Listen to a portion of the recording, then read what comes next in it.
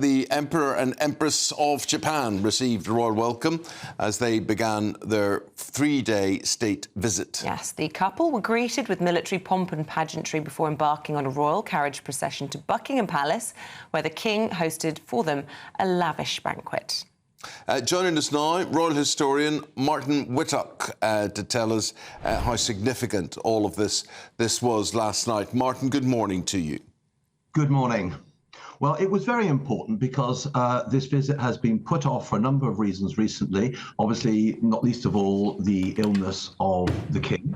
But it's gone ahead, and it started actually on Sunday. Actually, they flew into Stansted Airport, or Saturday, sorry, they flew into Stansted Airport, but the official visit started yesterday. So it's very, very important because the ties between Britain and Japan are important. Trade ties, historic ties, of course, overcoming the conflict of the Second World War and building friendly relations since the Second World War. And of course, with tensions mounted with China in the South China Seas, for example, our relationship with Japan is particularly important. So this is important both on a grand ceremonial level, but also on the level of our trade and diplomatic relationships with Japan, particularly given tensions in the Far East.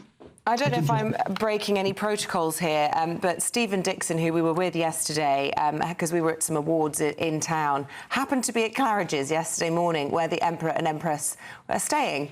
And Prince William came to meet them there and overheard their conversation in the lobby, where there was a big crowd of the public there, and said that he thought Prince William Wales did a fantastic job in terms of soft diplomacy. Overheard him talking about the recent earthquakes that they've suffered, a number of sort of political issues, but in a very gentle sort of royal way, really. And he was just intrigued, really, to have overheard some of that conversation. I suppose sometimes we underestimate the power that the royals have in these sorts of situations. Yes, they are a really, really important part of British soft power. In fact, the King, speaking in Japanese to Emperor Naruhito and Empress Masako, greeted them in Japanese as "welcome back to Britain," and also made quite a playful reference to Japanese contributions to popular culture, including the Hello Kitty brand and mentioning the Pokemon phrase, "gotta catch 'em all." So obviously his speechwriters have been working quite hard and overtime on that. But as you say, the key thing is how this develops relationships between the two countries, and it shows the importance of these connections between heads of state and the real importance of the royal family in this kind of soft power. And as you mentioned, Japan has had some real problems recently with the Noto Peninsula earthquake, and the lacquerware box that was presented to the King and Queen was from the Noto Peninsula, with a type of design which is traditionally associated with Wajima, which was affected by the earthquake. And in a playful response to this very serious connection, King Charles then gave a pair of silver and gold beakers and a bottle of Glengarioch whiskey. So very nice. On one side, a reminder of the serious things that connect us, but also a reminder of the warmth as well that now exists between Britain and Japan.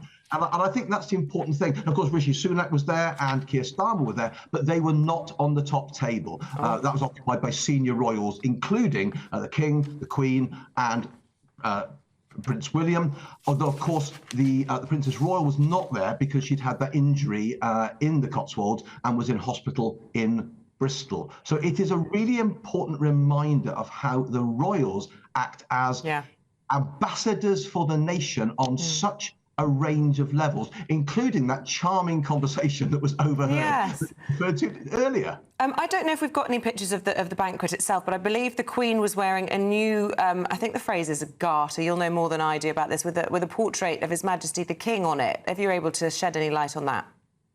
Unfortunately, I'm not so well placed on that one. I did see photographs of. Oh, there we are. We have this photograph on the bow, apparently. Beautiful blue sash with a portrait of the King. Actually, I believe on a brooch that secures it on the top left-hand corner. You might be interested to know the dinner included poached langoustines. I don't know whether you'll be having any langoustines for breakfast today.